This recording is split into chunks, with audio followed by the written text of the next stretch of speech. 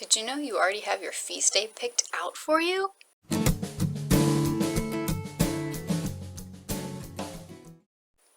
Okay, or to be more precise, if you make it to heaven, there will be a feast day picked out for you, even if you don't get canonized, which is pretty cool.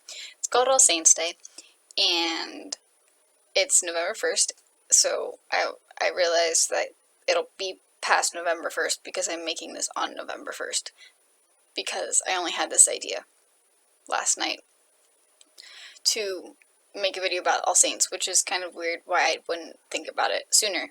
But just, this is so you know for next year, and plus, I mean, it's something that you can this is stuff that you live the entire year out around, so it's cool.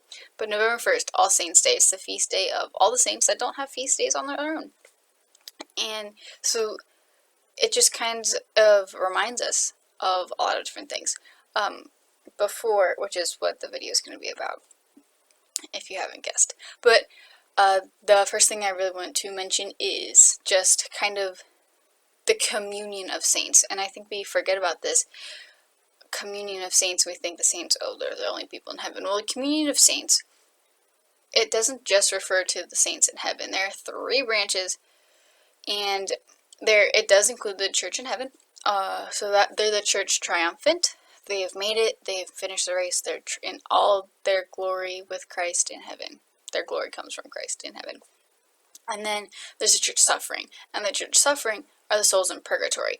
And November is dedicated to praying for the souls in purgatory, and saints stress over and over and over again how we should pray for the souls in purgatory, because they're so close to getting to heaven, but they're not there yet, and they want to get to heaven so badly.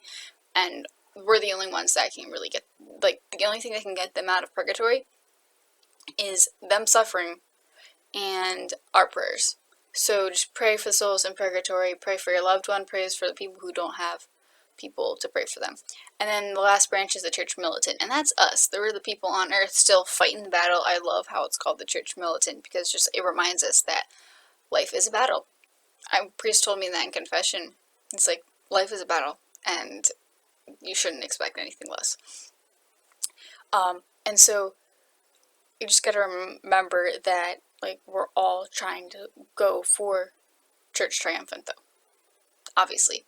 But not the church triumphant, yeah, they're in heaven, but they're constantly thinking about us and praying for us from heaven, because they want us so badly to be with them and Jesus in heaven.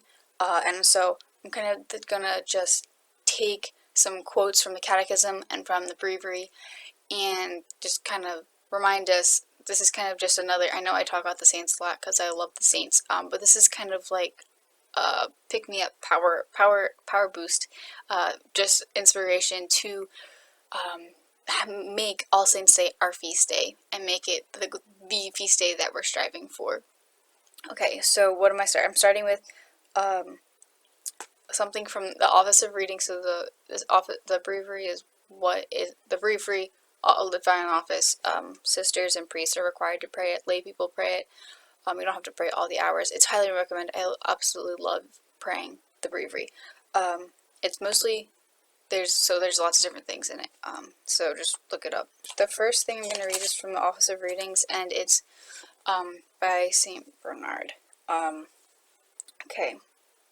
So this is to remind that the example of the saints inspire us to become saints. Okay, so calling the saints to mind inspires, or rather arouses in us, above all else, a longing to enjoy their company, so desirable in itself, heaven.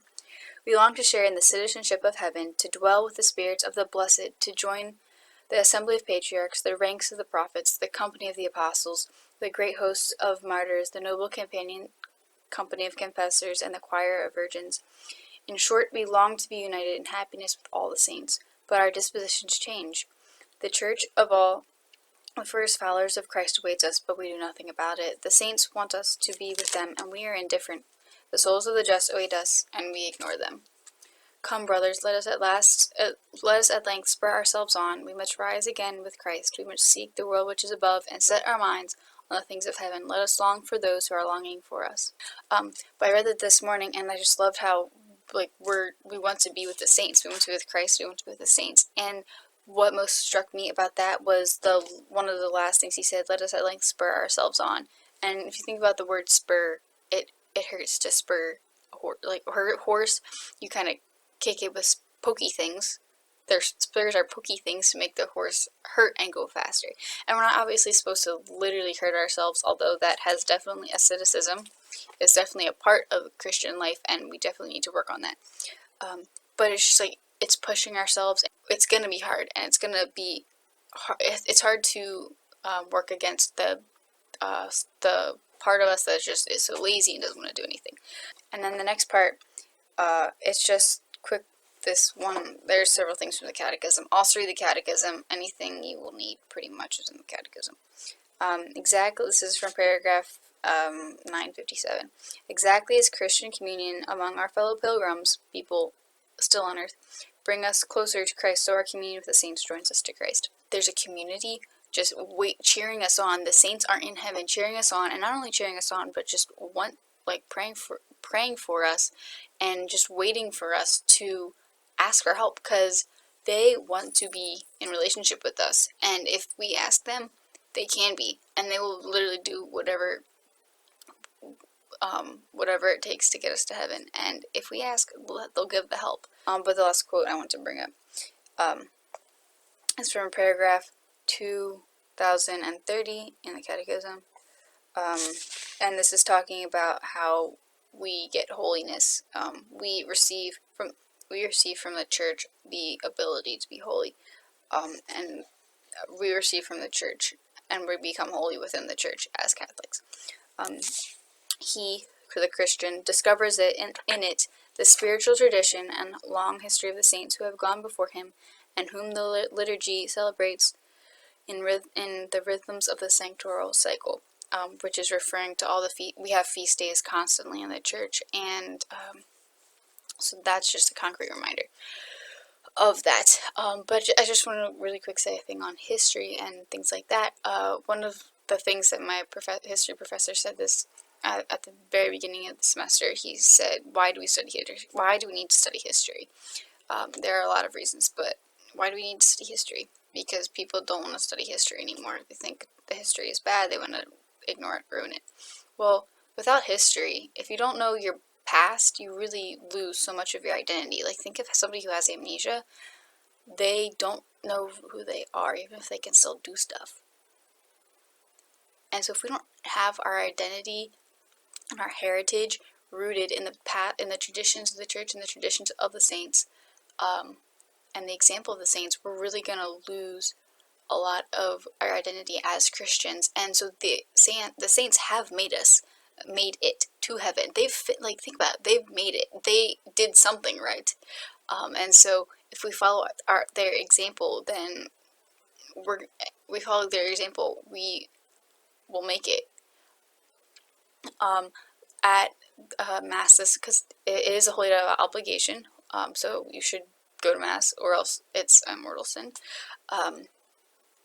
But at Mass, Father was talking about how he wants the saints to be real to us, and they're real people, they're human. So just think about, if you think that you're like, oh, Jesus, he's God, well, he's man and God, but the saints are human, and they are praising God, and they've made it, and that's what we should be doing. We should be praising God here on earth with the saints, in hopes that one day we will be with them. We will be a saint in heaven.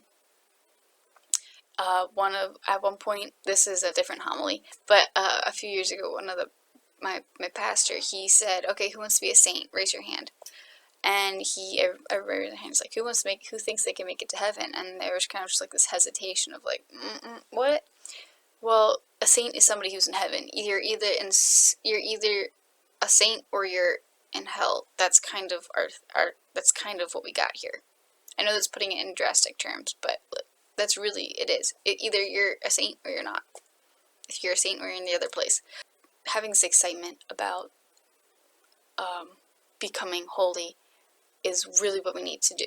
We need to reignite in the Christian life, because if we don't have our end goal in mind, if we don't have heaven in mind, and thinking about that, then we really are gonna forget why we even live.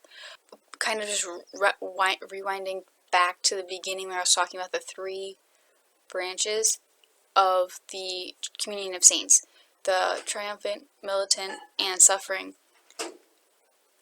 and also how praising God, because that's what we do. We're supposed to praise as Christians. Like, we're praising God, we're glorifying God, and the best place to do that is at the Mass. Literally, like, people don't even understand. None of us really understand what the Mass is. If you think about it, like, the Mass is where all 3 of those branches are present. I want to say, like, physically wouldn't be isn't the right word, but like, everybody's there. You can't see them, but everybody is there. Yeah, you can see the other people in the church, militant, working, but the souls in purgatory are there, and the saints are there, and the angels are there. And just think, next time you start saying the holy, holy, holy right before you kneel down for the priest to start the Eucharistic prayer, just think of all the saints and angels and the souls in purgatory pouring in and packing the church and saying at the top of their lungs, holy, holy, holy, Lord God of hosts. Think about that next time you go to Mass. And just remember that the Mass is a precursor of heaven, so the Mass is what we're living for in eternity. And the Mass is the primary way to receive the fuel to become holy. And I don't know, it kind of went everywhere in this video, but it's just such an important topic, and I love it so much. Okay, so what am I gonna say? Get holy and have fun doing it.